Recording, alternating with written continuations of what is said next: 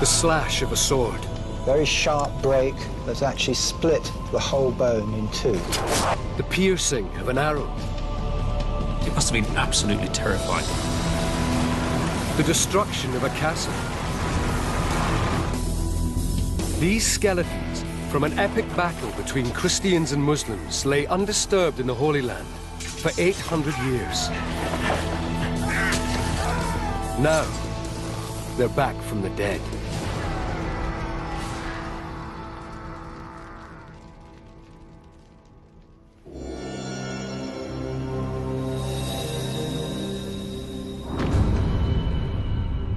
The ruins of Jacob's Ford, a mighty castle which once towered over the River Jordan in Israel. Its destruction is shrouded in myth and legend. Ancient Muslim chronicles talk of an epic battle in 1179. On one side, Christians from Europe, known as Crusaders, soldiers of the cross. On the other, Muslim warriors. The outcome changes the course of a 200-year struggle for control of the Holy Land. The chronicles say that after furious and intense fighting, the entire Crusader garrison is either slaughtered or enslaved. For centuries, there is no way to prove or disprove this incredible story. Then, archaeologists discover something extraordinary. The bones of Crusaders left on the battlefield by the victorious Muslim army. This is the exact place where we started finding all kinds of skeletons of human beings and of horses. We see the drama, the actual men that were killed during the battle. You can see the agony. They are the first skeletons ever excavated of Crusaders killed in combat. Finding out who they are and how they died could reveal what really happened at Jacob's Ford.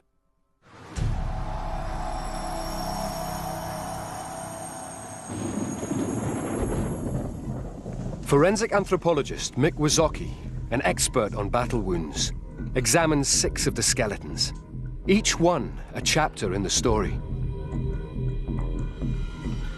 They were all male, aged between 18 to 40. This is an astonishing group of individuals. Many of them show signs of sharp force trauma and brutal injuries. One stands out immediately. This individual suffered the most appalling series of injuries. We can see this here in his lower jaw, his mandible, blow struck at an angle, probably splitting the chin in two. We know that it's a blow from a sword because the break is very, very straight and even. A second wound is far worse. It severs his left arm. The cut is actually coming down at an angle through here and cutting through here. Also, in this photograph, we can see how clean and sharp it is. This isn't a natural break in bone at all. This is a cut. One blow, and the arm was gone.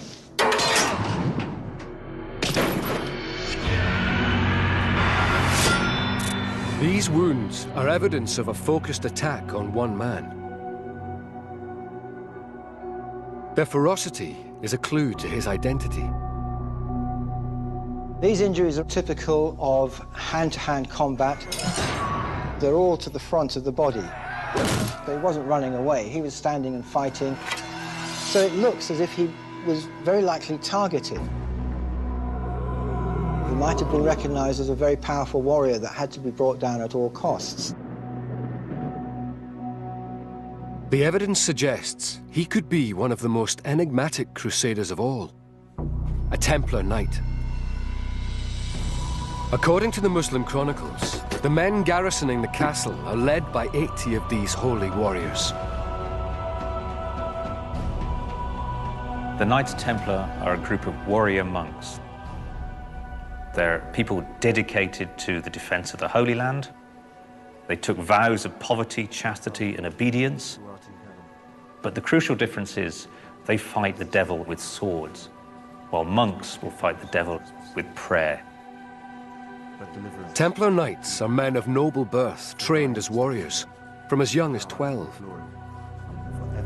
They are the Crusader Special Forces. Their weapon of choice is the broadsword. This weapon is an incredibly devastating weapon. It's a double-edged sword, which means that when you pick it up, you can use either edge, so very versatile. It's well balanced, so when we're fighting, we can move the sword rapidly. And as well as being a cutting sword, it's also equally a thrusting sword. The cut, or the thrust. When the Muslims attack Jacob's Ford, the Knights Templar lead the defense. They believe dying for Christ will make them martyrs and guarantee a place in heaven.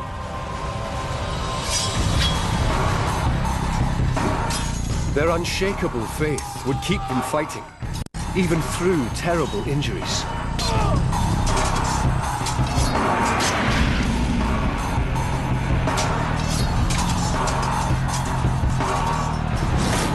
The Templars are the best troops that Christians have got. They're trained, they've got the best kit, they're disciplined. They have a remarkable reputation for courage. If other knights were training hard, Templars would have been training twice as hard. The advance, the retreat, the pass. It's all about practice, practice, practice. But despite his training, the Templar Knight's skeleton reveals he is overwhelmed. The jaw is split in two. The face is a particularly nasty area to be injured because there are so many nerve endings. Even a small cut is very painful. The left arm is hacked off.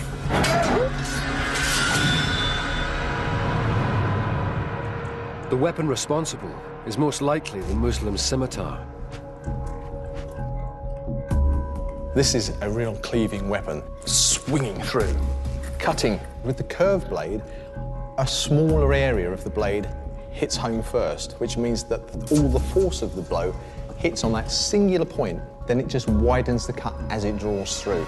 Now, this leg of lamb also has a bone running through it, and this is a pure example of the cleaving ability of the scimitar. Using the weight of the blade, I would easily remove his arm. Driven by his faith, the knight fights on, aided by his body's response to injury. If a soldier's on the battlefield and, for instance, he loses his arm, there's every reason to suppose that he can still continue fighting.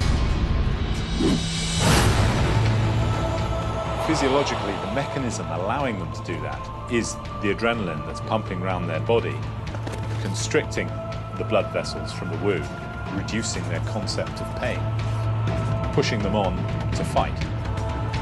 But the brutal attack isn't over. On excavation, there's an arrowhead lodged in his neck. The main compromise of function would be the ability to breathe. That's one of the major killers on a battlefield, the loss of the airway. Incredibly, none of these wounds are his cause of death. There's a fourth and final act. The blow that we think probably killed him is this blow that we can see to the front of his skull here. Very sharp break running through the bone here that's actually split the whole bone in two. And that's certainly a killing blow. It may well have been struck while he was already on his knees.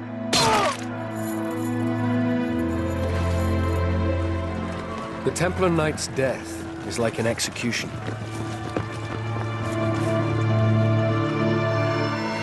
If the blow penetrated the brain, there'd be massive hemorrhage, and you would drop to the ground like a stone.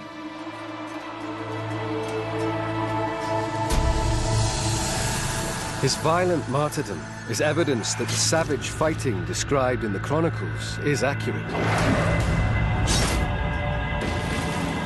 But how the Muslim army stormed the castle and overwhelmed the rest of the garrison remains shrouded in mystery.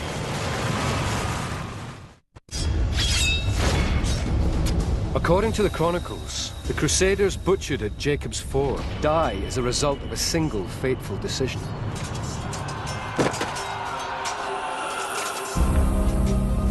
It is made a year earlier in 1178.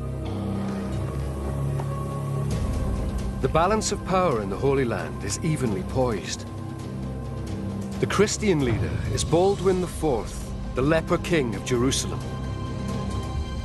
Baldwin IV was an incredible young man. He was king when he was only 13 years old, and by then he was suspected of having leprosy. And of course, tragically, it's extremely disfiguring.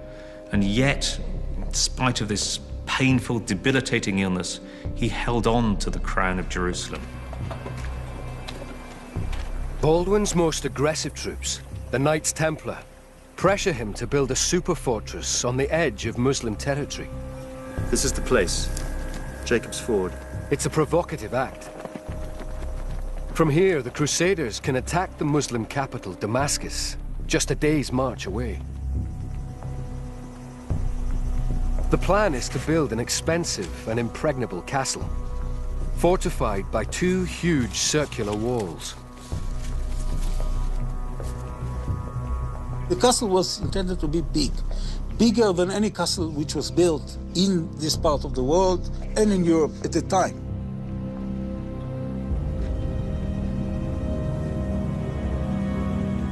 Baldwin's decision to build the castle throws down the gauntlet to the Muslim world. The response seals the fate of these 6 men. The unusual resting place of the second skeleton examined begins to unlock the sequence of events. Unlike the others, his body wasn't flung without any ceremony to one side, but looks very much as if it was laid to rest formally.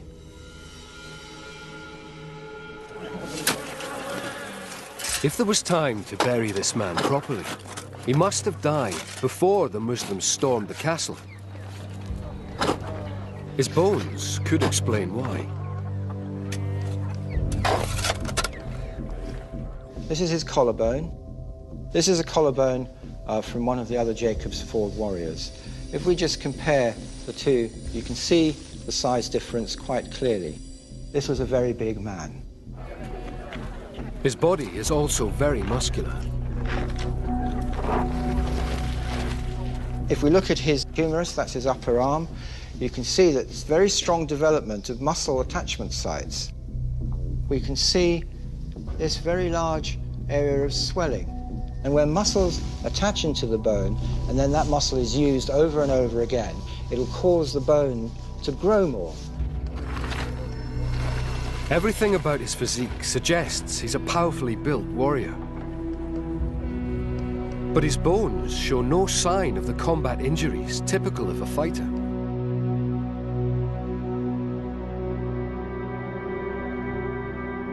In fact, even more mysteriously, there doesn't seem to be any evidence of any healed injuries either. Only one part of this man's skeleton hasn't yet been examined: his skull.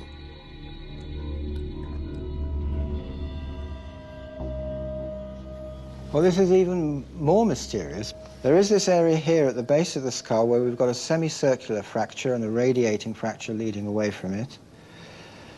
But again, there's no impact point here.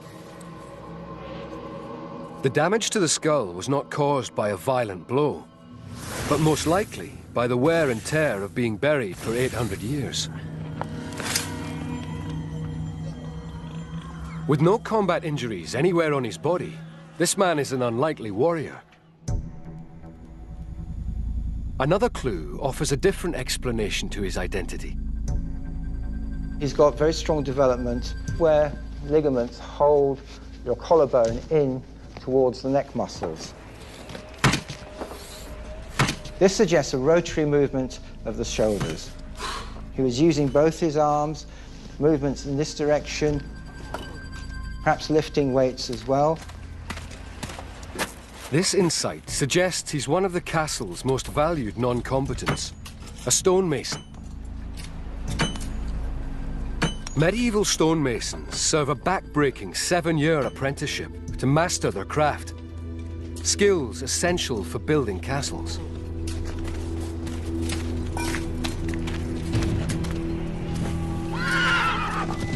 When the Muslims attack on day 1 of the siege, the outer wall is still under construction. Run! Get back! Everybody was caught by surprise. I mean, this group of workmen were not given any warning. You find the arrowheads amongst the tools and in the cement that they were mixing in order to build the core of the wall. They're just everywhere. Get back! Get back!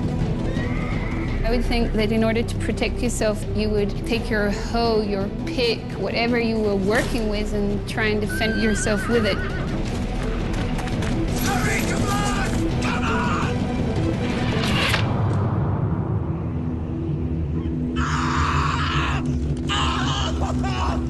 on! The trail of clues suggests a preemptive strike, in which the first victims are unarmed craftsmen.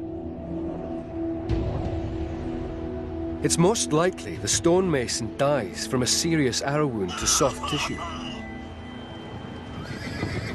In the medieval age, with no antibiotics, infection is likely. If you have a deep arrow wound and you can't get all of the arrow out, it would have been a very long, slow, painful death. You may have even taken about 3 days to die. As the stonemason's life ebbs away, a huge Muslim army surrounds Jacob's Ford. The chronicles say the plain overflowed with troops. Behind castle walls, there's still time to bury the dead. But not for long.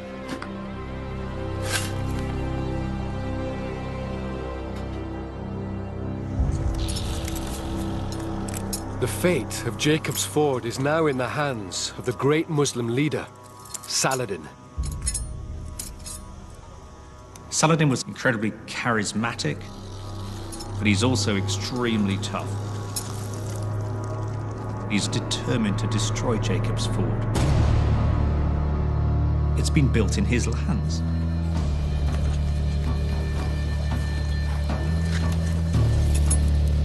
He needs to attack this place before it's finished. He's got to hit it hard before it gets too powerful, too complete. On the 6th day of the siege, Saladin executes his devastating plan. His engineers have been digging a tunnel under the castle walls.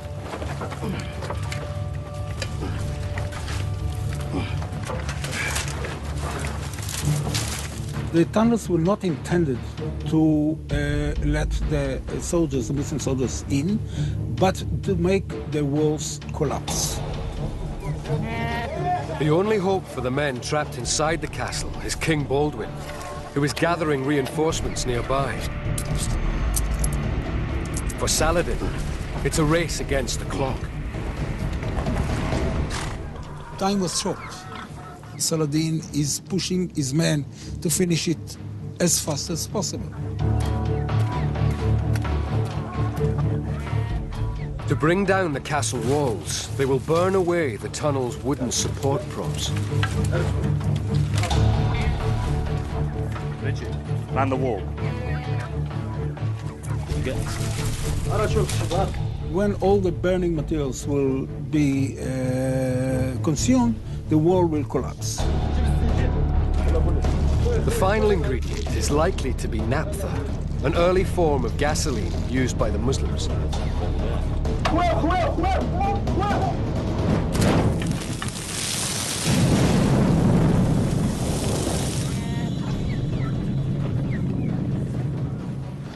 This is the only part along the walls where the walls are missing. Here, I believe, the tunnel was dug and the walls came tumbling down.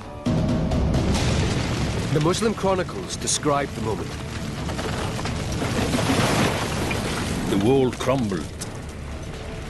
The current of air which penetrated at that moment spread the fire. Several combatants were prey to the flames. Humanity.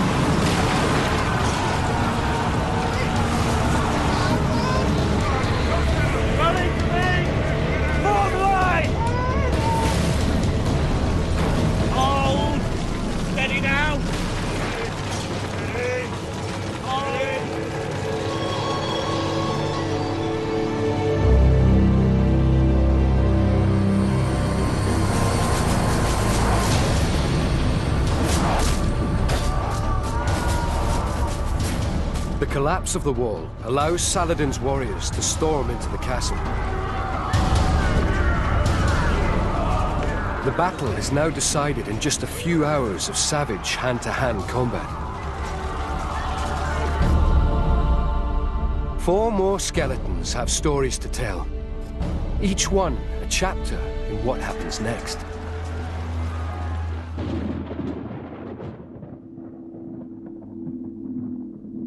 This skeleton has a single serious injury. This is actually a beautiful, if you can use such an adjective for something as brutal as this, sharp force trauma injury that's cut right through the top of the shoulder and down into the arm. We can see this bone here, and a blow has come down here and cut right through the bone there. The sword that's been used, it's on the anterior, that's the front part of the humerus, means that he's facing his enemy, he's in hand-to-hand combat. Surprisingly, for a powerful sword wound, the bone is largely intact. Maybe he was wearing armor, and the chainmail armor actually took a lot of the force of the blow.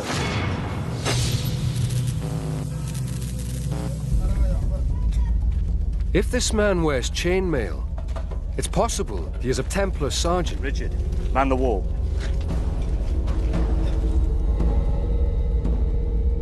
As many as 5 of these men from lower-class backgrounds serve each Templar knight. They wear black robes over chainmail, tend the knight's horses, and fight by his side.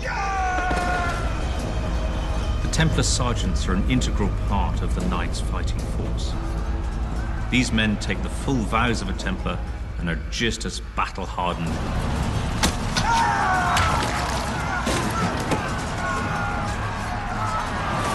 Templar sergeants are professional soldiers who know how to fight mean and dirty.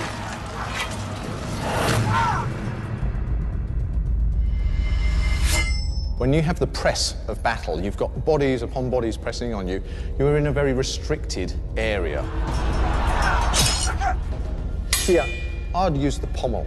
Here, driving the quillions into the face. Here, in with the head. Remember, I'll be wearing a helmet. Here, kick into the belly, follow through with the cut.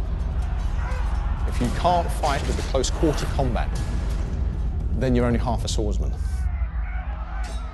At the Battle of Jacob's Ford, this Templar sergeant meets his match.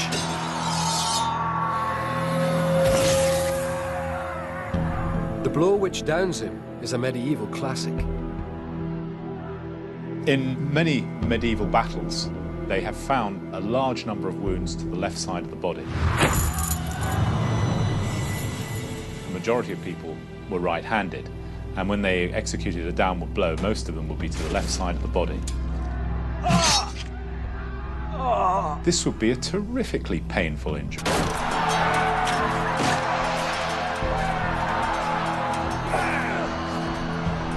With his shield arm disabled, the sergeant's fate is sealed.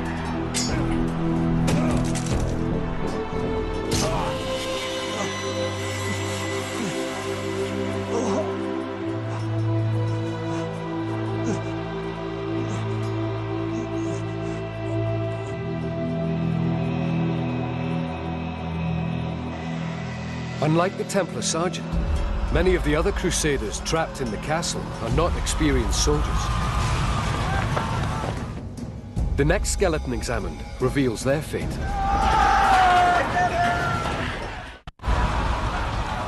Despite the desperate efforts, the Crusader garrison defending Jacob's Ford cannot halt the advance. Saladin's men go on the rampage.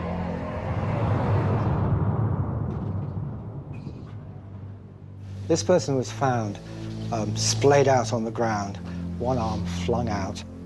There's a dead mule lying on top of his arm. And these are his remains. This is his sacrum. This is the bone right at the end of the spine. It's made up of individual vertebrae which have fused together. But there's this little gap here which shows that this hasn't actually quite completed fusing. That tells us that it's probably an individual between the age of 18 to 25. Despite this man's youth, there's something wrong with his spine. If we look at these individual vertebrae, we can see on many of them this hole. Now that wouldn't be there normally. Holes like this are caused by carrying heavy weights, which put pressure on the spine. Soft tissue between the vertebral bodies gets squashed down, and as it gets squashed down, it ruptures, and it causes this herniation effect in the vertebra. So this is somebody who's been carrying heavy materials, equipment, weights of one kind or another for quite a long time, probably since he was a young boy. The evidence of child labor suggests this man comes from a low-status background. More clues supporting this theory come from his teeth. He's lost a tooth here. There's also tooth decay here. A massive hole just there. That would have been extremely painful. He's also got a huge buildup of tartar. It's all this material you can see around here, just at the end of the teeth, towards the gum line. That means that he's had gum disease. As a result of that, he would have had extreme jungle breath. The appalling condition of his teeth and gums make him an unlikely soldier. Would you want a warrior, to be suffering from awful toothache? And oh, leave me alone, I've got toothache. If warriors were suffering from toothache, they'd pull the tooth out so that the guy can go and, do the business. All the clues suggest he is a poor man, employed as a laborer. Open up! Open up! He has no armor, no weapons, and knows little about fighting.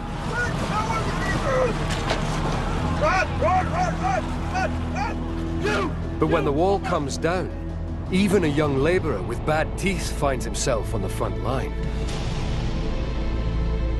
A medieval army is not just about knights. The bulk of people are there as part-timers. They're not professional soldiers. They are required every so often to give some military service. It must have been absolutely terrifying. These are not men of war.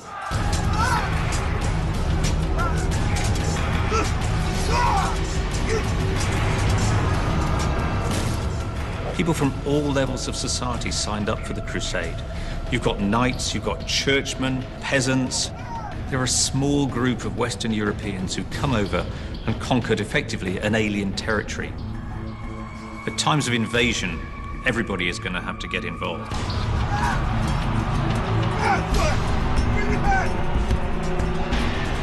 But part-timers are no match for Saladin's crack troops.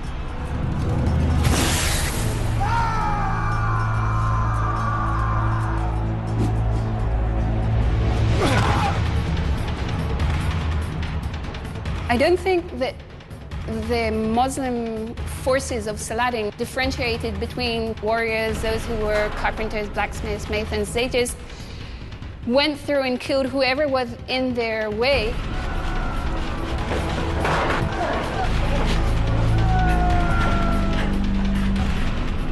There comes a point in every struggle where it breaks down to sort of 2 or 3 against 1. Help me!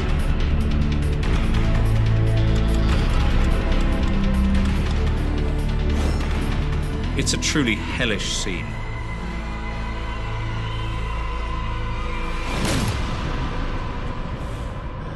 Knowing that you have no way out.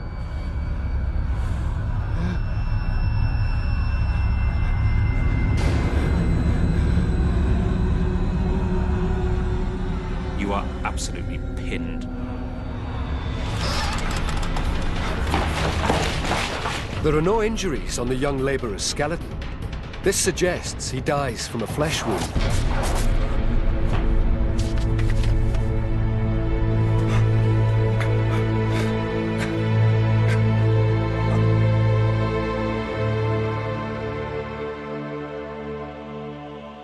The trail of dead crusaders from all ranks and classes proves another key part of the chronicle is correct. The battle does turn into a massacre. The fifth skeleton to be examined provides a shocking insight into what happens next. This man is found with appalling head injuries. A blade has gone into the back of the skull, and then it's lifted a slice of cranial bone away.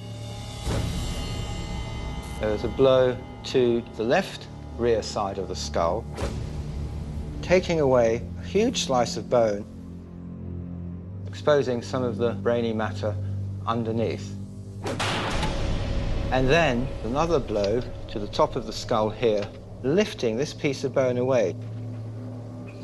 This attack was particularly brutal, merciless, frenzied, with no quarter given. Why one man is the target of such violence might be explained by unusual abrasion marks on his teeth. We can see here that this central incisor has been worn down to about half the size that it would normally be. And because of the amount of wear there, then we can imagine that there's some object being pushed backwards and forwards between the teeth. The 7.5mm wide gap holds the key to his identity. He could be working some bowstrings, perhaps. He may be using that tooth to strip away the bark of wooden arrow shafts. He might be working feathers with his teeth. It's compelling evidence that this man could be an archer.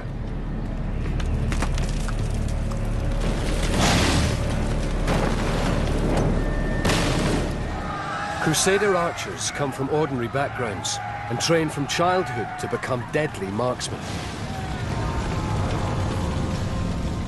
They can fire 8 arrows a minute and hit a target up to 300 meters away. Because of their lethal accuracy, they're hated by Saladin's men.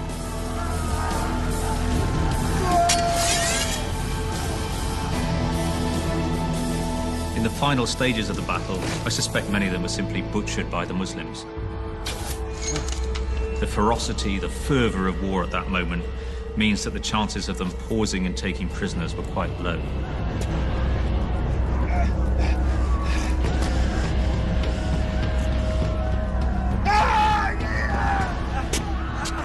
You can imagine a frenzy of blows, whack, whack, whack, whack, on the back of the skull.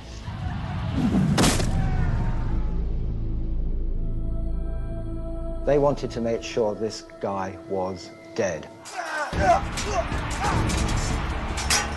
In the final stage of the battle, only a few Crusaders are left standing, trapped at the south end of the castle.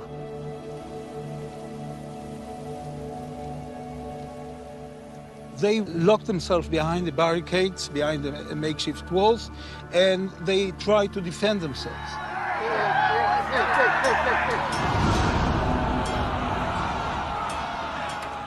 The bones excavated from the castle ruins offer a chilling insight into the fate of these men.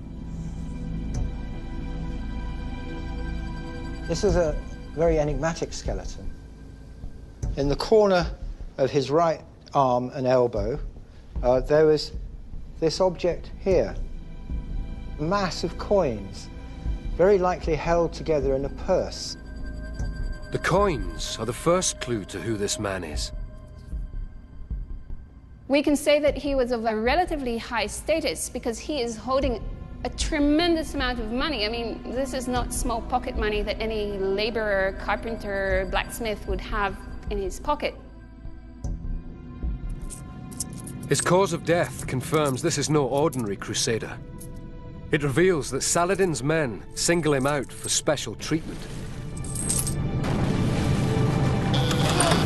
They've breached the north wall! When these stones were lifted, they looked very carefully for any small fragments of skull, and they weren't there. So what does appear to have killed him is the fact that he lost his head. Decapitation suggests execution. It's another clue suggesting this man is a high-ranking Templar knight, entrusted with money to pay the castle workforce.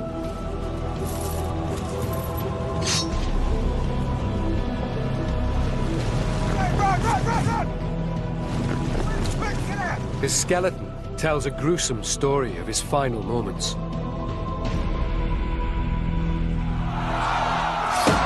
The first blow hits his right shoulder blade. The injury is just along here. He's had a slice cut out of that. You can see that cut here very clearly. A really nice little wedge of bone that's just been chipped out.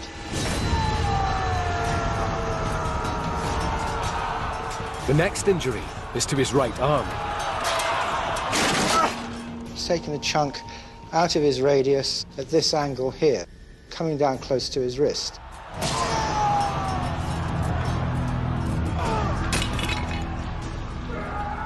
A blow to the back of the wrist, here, would have the effect of dividing the extensor tendons not only to the wrist but to the fingers. The wrist drops and you can no longer grip whatever you have in the hand. A third injury damages his right collarbone. You can see here, it's a very clear cut. It's triangular in shape, and that mimics the shape of the metal arrowheads. He was struck by an arrowhead, which then passed just underneath the collarbone.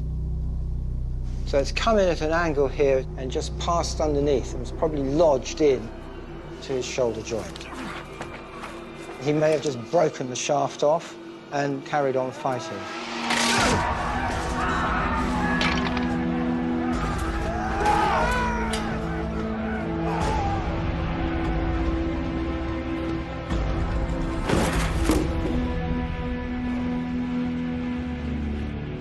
Immobilized, the high-ranking Templar knight is at the mercy of his assailants.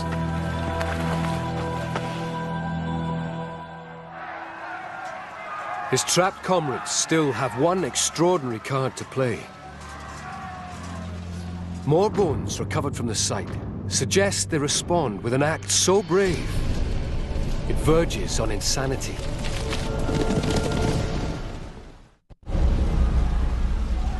As the Battle of Jacob's Ford draws to a close, something incredible happens.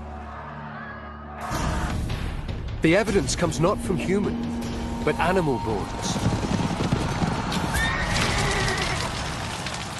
We found 3 horses, like this one here, you see a femur. Most of the skeletons we found with arrowheads, especially between the ribs and near the pelvis. The arrowheads suggest the horses die in battle, shot down by Saladin's archers.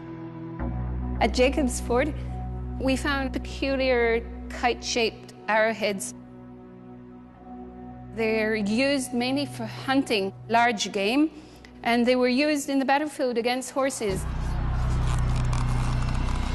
The use of anti-horse arrows gives weight to an extraordinary story in the Muslim chronicles. They say the castle commander responds to the massacre of his men with an act of stunning bravery.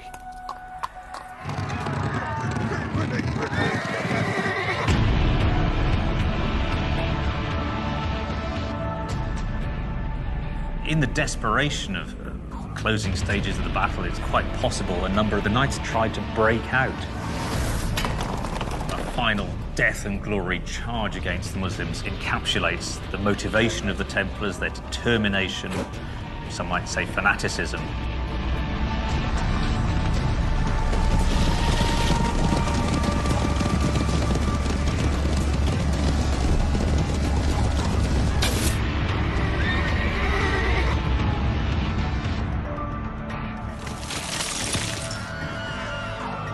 The large kite-shaped arrows would have been devastating. These things usually had a radius of about 3 to 5 centimeters, and it would be like throwing an axe at someone.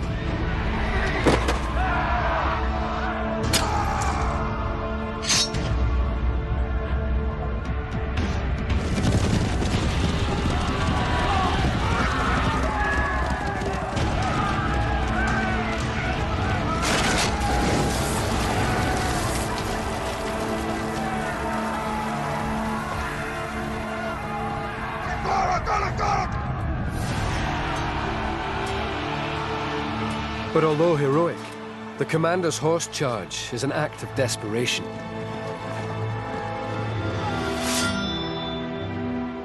He knows that he's going to be killed. It was a suicide act. The commander of the castle knows that he's going to be humiliated, tortured, and killed.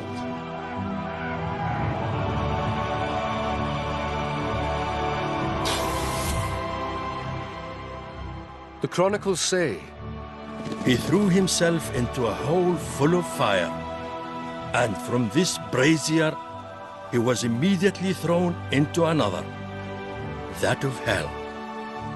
Al-Fadil.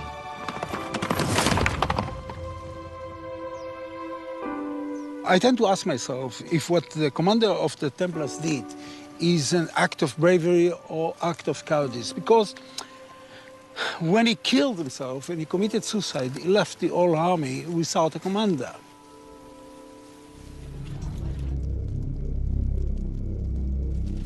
the chronicles talk of mass executions after the battle.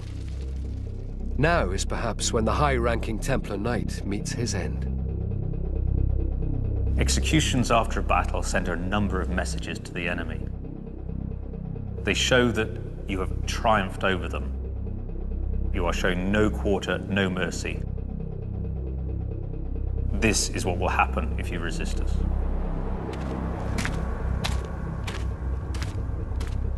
The decapitation, evident from this crusader's skeleton, is final proof that the devastating Muslim victory described in the chronicles is fact, not fiction.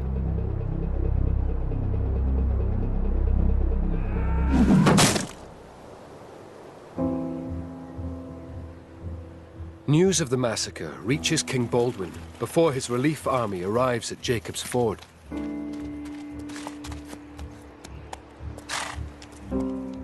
He knows many of the 800 crusaders killed in the battle personally. Today, their bones bear the marks of a catastrophic battle which changes history. For Baldwin IV, it's a terrible blow, a reduction in his prestige and in his military strength.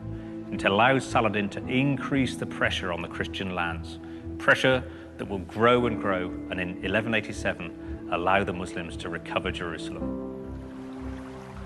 Crusader influence in the Holy Land declines.